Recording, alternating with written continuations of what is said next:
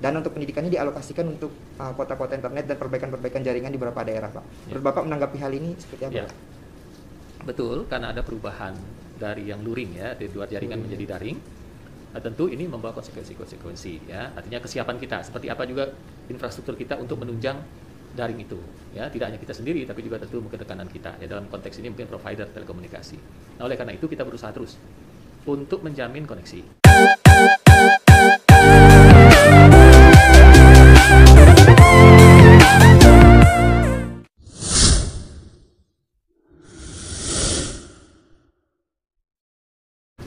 Baik, bismillahirrahmanirrahim. Assalamualaikum warahmatullahi wabarakatuh. Adil Katalinu, Bacuramin Kasarugan, Banyengat Kasubata, arus. Apa kabar sahabat semuanya? Semoga dalam keadaan yang sehat walafiat. Kali ini kita berada pada channel Red Borneo, channel yang membahas mengenai ulasan-ulasan dan bahasan-bahasan serta analisa-analisa berkenaan hal-hal terupdate seputar sosial, budaya, politik, dan pendidikan di Kalimantan Barat. Dan tentunya akan dibahas bersama dengan narasumber yang terpercaya tentunya. Kali ini kita berkesempatan untuk bongkar pikiran dan ngobrol santai bersama Profesor Dr. Haji Garuda Wiko selaku Rektor Universitas Tanjung Pura, Kalimantan Barat. Oke, mungkin akan banyak kita obrolkan nantinya. Tapi bagi teman-teman yang belum subscribe, silakan subscribe terlebih dahulu dan jangan lupa untuk like, comment, dan share agar teman-teman tidak ketinggalan informasi-informasi up to date berkenaan dengan sosial, politik, dan budaya di channel kami. Mungkin langsung saja. Assalamualaikum, Pak. Ya, waalaikumsalam warahmatullahi wabarakatuh. Bagaimana, Pak, kabarnya? Baik. Ya. Mohon maaf, Pak, kalau boleh tahu apa nih, Pak, kesibukan? Apakah ada kesibukan khusus atau kesibukan yang seperti biasanya di masa-masa new normal ini, Pak?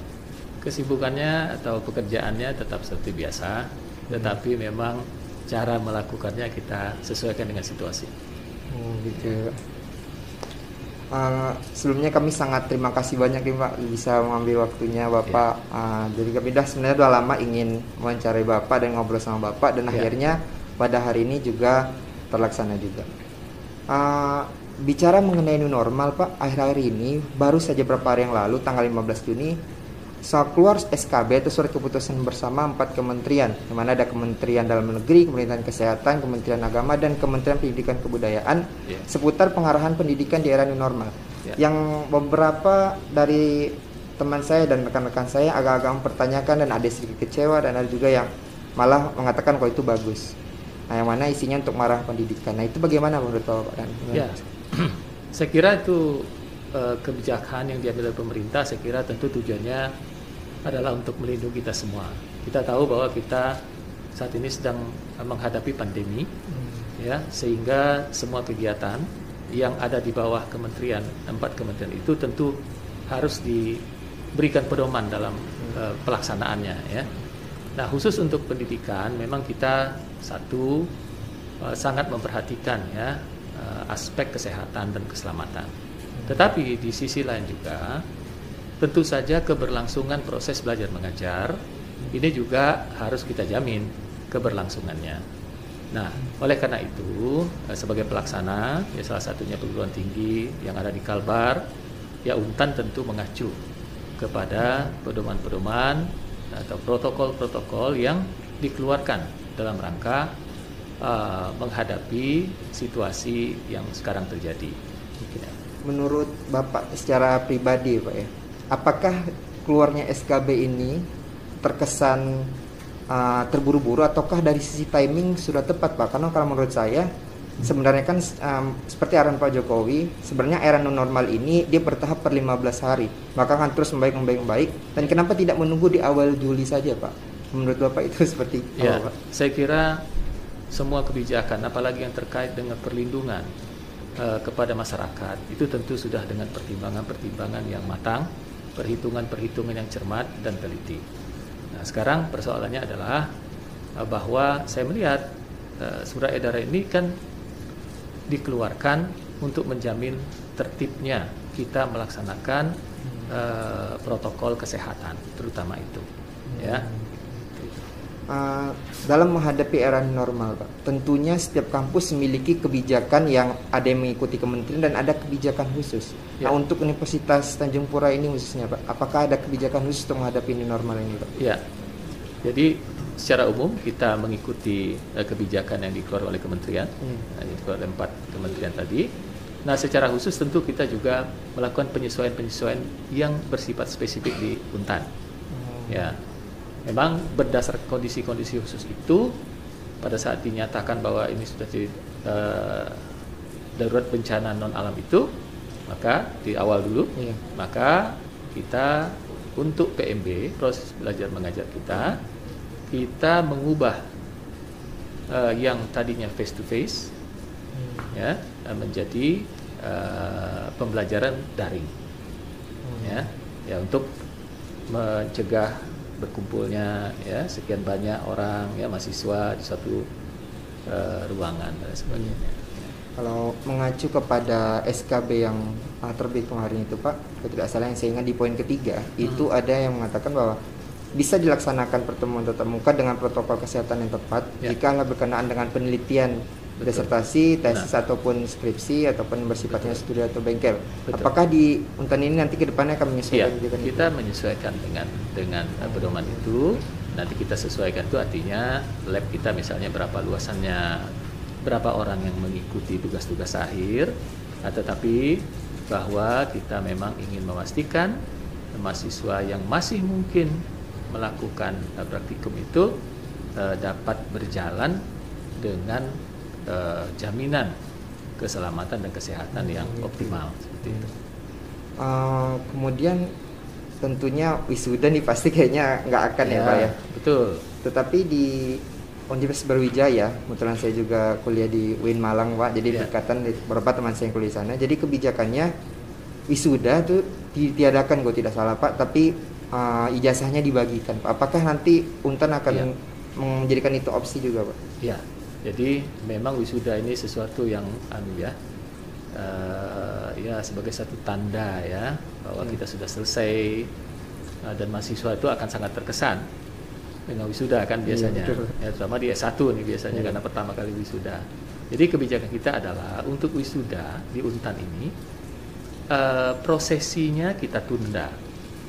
Prosesinya ya, bisa berkumpul di auditorium, kemudian ada acara-acara yang mengikuti itu ya.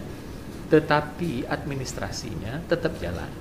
Artinya ijazahnya itu tetap kita proses dan kita berikan. Nah, rencananya mungkin nanti apabila mudah-mudahan saja pandemi ini berakhir, kita akan rencanakan bagaimana prosesi itu dilakukan. Entah itu misalnya ada 1 bulan wisuda raya Untan misalnya, ya. Jadi setiap minggu ada wisuda. Seperti itu. Misalnya seperti itu. Tapi nanti tentu kita menyesuaikan dengan situasinya. Mungkin masalah seremonial ini bisa dikondisikan. Bisa dikondisikan. Tapi kalau kesehatan ini susah ya, gitu. Betul. Atau mungkin nanti jumlahnya kalaupun sudah dibatasi ya setiap sesi dan lain sebagainya. Kita kembali ke proses perkuliahan Pak. Jadi ada beberapa teman saya dan kebetulan saya juga dosen dan mahasiswa saya juga kayak mengeluhkan Pak. Ini bagaimana sih Pak kalau ketemu tidak tatap muka tetapi ilmu tidak dapat, kemudian kuota juga habis. Jadi mereka kendala di situ. Dan kemarin juga saya sempat mengikuti webinar yang menghadirkan Pak Erlangga Hartanto selaku Menko Perekonomian, yang mana di situ dipaparkan Pak data-data mengenai bantuan-bantuan terhadap berbagai sektor. Tetapi pendidikan tidak ada Pak. Nah, saya wajarkan hal itu. Tapi alangkah baiknya dana untuk pendidikannya dialokasikan untuk kota-kota internet dan perbaikan-perbaikan jaringan di beberapa daerah Pak. Menurut Bapak menanggapi hal ini seperti apa Pak? Betul, karena ada perubahan dari yang luring ya, dari luar jaringan menjadi daring. Tentu ini membawa konsekuensi ya. Artinya kesiapan kita seperti apa juga infrastruktur kita untuk menunjang daring itu. Ya, tidak hanya kita sendiri tapi juga tentu mungkin rekanan kita. Ya, dalam konteks ini mungkin provider telekomunikasi. Nah, oleh karena itu kita berusaha terus untuk menjamin koneksi dan juga kita memberikan subsidi kuota kepada mahasiswa. Ya, jadi itu terus kita perbaiki terus. Kita sudah bekerja sama dengan lebih dari 1 provider untuk menjamin itu. Jadi jangkauan semakin luas, ya, semakin jelas juga. Nah, soal memang benar. Bagaimana efektivitasnya? Bagaimana capaian pembelajarannya? Nah, disinilah kita dituntut untuk bekerja sama. Dosen, mahasiswa, tenaga kependidikan itu bekerja sama menghadapi situasi yang betul-betul baru dan berubah sangat cepat. Ya kan? Kita harus optimalkan capaian pembelajaran. ya kan? Meskipun ini dengan daring. Nah, oleh karena itu kita bersyukur saat ini dengan SK yang terbaru ini, SKW yang terbaru ini untuk ada pedoman bagi pelaksanaan yang terutama tugas akhir. Nah, jadi kita mempertimbangkan semua capaian pembelajaran, kemudian masa studi mahasiswa, itu semua menjadi pertimbangan kita dalam merumuskan bagaimana misalnya Untan ini mengimplementasikan new normal ini. Dan ini disambut baik juga oleh mahasiswa, Pak ya? Ya, itu tadi saya katakan, kalau melihat traffic internet, penggunaan aplikasi yang kita tawarkan terus meningkat, dan saya pikir juga sekarang mahasiswa sudah semakin terbiasa, demikian juga dosennya juga semakin terbiasa, ya karena ini semua perlu pembiasaan. Jadi sebetulnya daring ini juga tidak baru betul ya, karena kita juga secara bertahap sudah ada e-learning dan lain sebagainya.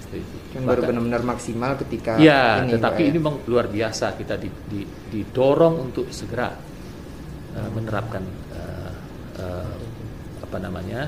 pembelajaran daring ini. Dan juga sempat saya baca di beberapa jurnal itu, Pak, artikel jurnal mengatakan bahwa adanya pandemi seperti ini menuntut dosen yang dengan gaya konvensional menjadi gaya yang lebih modern gitu. Sangat jadi tertuntut secara tidak langsung gitu. Ya, dan ternyata ya 80-90% bisa dengan segera menyesuaikan ya. Oke. Mungkin tips nih, Pak. Tips apa untuk mahasiswa agar mereka itu dapat melaksanakan perkuliahan, ilmunya dapat, kemudian dari segi waktu mereka bisa memenuhi dan sesuai dengan kebijakan kampus. Tips apa yang bisa disampaikan kepada mahasiswa gitu? Ya tentu fokus pada penyesuaian diri untuk yang biasanya perkuliahan tatap muka itu menjadi perkuliahan daring. Ya, karena ini memang memerlukan memerlukan penyesuaian sedemikian rupa ya, yang terbiasa kita berhadapan langsung ya, ini tetap melalui layar ya, seperti itu. Tapi saya kira pembiasaan lah, jadi pembiasaan untuk dengan pembelajaran daring ini. Ini perlu digarisbawahi adalah bagi mahasiswa ini agar bisa beradaptasi gitu, Pak. Ya, saya kira. Jadi catatan penting beradaptasi, jadi tidak peduli dengan keadaan apapun, pokoknya adaptasi menjadi kata kunci penting. Bahkan mungkin diambil hikmahnya, ya bisa kuliah dengan lebih lebih nyaman, tidak terlalu formal di kelas ya, dan lain sebagainya. Ini terakhir nih Pak dari saya, pikirannya sedikit visioner kalau saya bilang, tetapi apakah mungkin terjadi? Jadi begini Pak, saya mengutip salah satu perkataan orang bijak yang mengatakan bahwa di balik challenge itu pasti ada chance, Pak. Jadi di balik tantangan itu pasti ada kesempatan. Apakah pandemi ini bisa kita katakan dengan challenge lalu menimbulkan kesempatan yang berarti pelaksanaan kuliah dengan daring itu tetap bisa dilaksanakan walaupun setelah pandemi tidak ada, Pak? Bagaimana menurut Bapak itu? Ya, saya kira memang nanti ke depan pembelajaran jarak jauh, ya pembelajaran daring ini akan menjadi model, ya setidak-tidaknya blended, ya variasi antara face to face dengan yang daring, ya. Nah juga demikian hikmahnya adalah bagi perguruan tinggi, ya ini inovasi yang muncul. Ya, di perguruan tinggi luar biasa. Ya, kalau diproduksi di kampus, ya itu kan semua, semua inovasi yang muncul karena challenge ya, karena tantangan ini. Jadi new normal bagi masyarakat membawa sesuatu yang baru di dunia pendidikan, Pak. Ya, saya kira. Ada hal yang menarik buat saya, Pak. Webinar ini, Pak. Kalau kita perhatikan luar biasa banyaknya webinar yang notabene kebanyakan gratis dan menghadirkan orang-orang yang luar biasa dengan cara yang mudah, Pak. Yeah. Tidak sebelumnya seperti kita sebelum masa-masa pandemi, sepertinya sulit untuk mendatangkan mereka gitu, Pak. Sepakat. Dan itu ternyata bisa diselenggarakan lebih efisien. Iya, lebih gitu. Ya, lebih efektif dan lebih fleksibel. Iya. Di mana saja kita bisa mengikuti webinar sekarang, mau di mobil, mau di mana. Jadi menurut saya itu menjadi new normal baru bagi kita sih, kenapa? Jadi hal yang biasa, ini webinar. Ya, gitu. Kita mempersiapkan ruangannya sedemikian rupa, mempersiapkan ya mungkin macam-macam ya di situ ya. Kalau ini dengan layar saja sudah cukup, Pak ya. Cukup gitu. Ya, tentu layar dan koneksi ya. Kebetulan saya juga udah mengikuti lumayan banyak webinar ya, sangat banyak, sangat banyak. Sangat menyenangkan gitu. Jadi itu kan berbagi pengetahuan juga semakin orang bisa Iya, mengakses semakin lebih, mudah. lebih luas, lebih mudah Luas, terutama lebih ya. mudah. Lebih luas dan lebih mudah. Oke, mungkin sekian nih Pak. Terima kasih banyak atas Ya, waktunya sama-sama. telah mau berbagi kesempatan dengan kami. Iya. Jadi pada intinya pesan Bapak tadi yang saya tangkap adalah adaptasi Iya. dan jadikan ini hal yang baru untuk mencapai sesuatu yang lebih baik lagi ke depannya. Iya. Oke, mungkin untuk sahabat semuanya kita cukupkan sampai sini video pada hari ini. Kita ketemu pada video-video berikutnya, tentunya dengan narasumber yang lebih terpercaya dan lebih keren lagi, tentunya dengan berita-berita terup to date berkenaan dengan sosial, politik, budaya, dan pendidikan. Akhirul kalam, Wassalamualaikum warahmatullahi wabarakatuh.